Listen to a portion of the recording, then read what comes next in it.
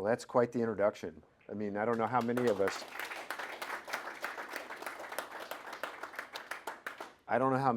have that sort of story to start off. Now let's talk. But I hope it just gives you an inkling of the character of this leader. And what we're going to do here is we've kind of talked about some questions to really tease out some of the big points here. So I'm going to start off with, and I'll ask questions, he'll answer, and we'll just go from there. How do you combine honor and accountability from your POW, your leadership, and personal experiences? Honor and accountability. We had memorized, all the military people back then had memorized, and probably today, the Code of Conduct, 6 articles of the Code of Conduct that said you will be faithful, you'll be faithful to your country, you will resist the enemy, and you'll be faithful to your fellow POWs. It's written after the Korean War. They didn't have that, and a lot of the people collaborated with the communists in the Korean War.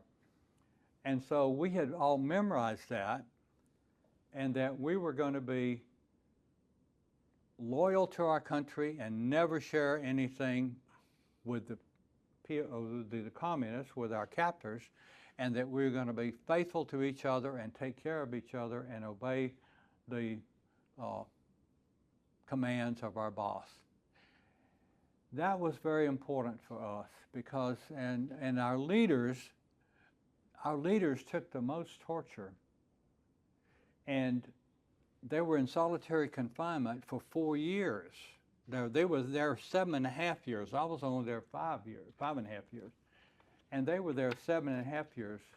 And so when they bounced back, and they were such a great example, and they communicated to us we had a motto, return with honor. It started out as resist, survive, return with honor. And that was our motto.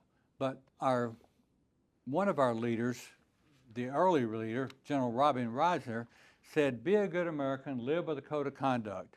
Resist up to the point of permanent damage, physical or mental damage, and then go ahead and give in, give as little as possible, and bounce back. Because they were trying to torture us for information about our base or whatever. We didn't know what was going to be flown, missions are going to be flown the next day or the next hour. And they were trying, really what they wanted was, they wanted us to make propaganda for them, because they could use it to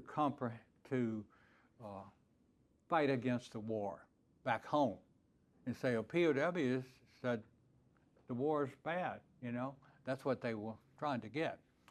And so, and then bounce back to resist again. Bounce back. Bounce back. You know, when you suffer, you got to learn to bounce back. And then pray every day, go home proud, return with honor. And that, you know, when you have an organization and you have a few things about what to do, and the people at the lowest level know those, they're going to probably serve you well. And that was really powerful for us. And I got to know Colonel Reisner. He's one that put that, he was senior leader, put that out. He lived, he was there 7.5 years. He lived 3 months short of 89. And he had been an ace in the Korean War. He was a famous fighter pilot, and he was humble and he was confident. And that's what you got to be. If you've ever met fighter pilots, we don't lack confidence. That's one thing we don't lack in any time, in any place. I think one of the points that, you know, what I think about when Lee says this is clarity.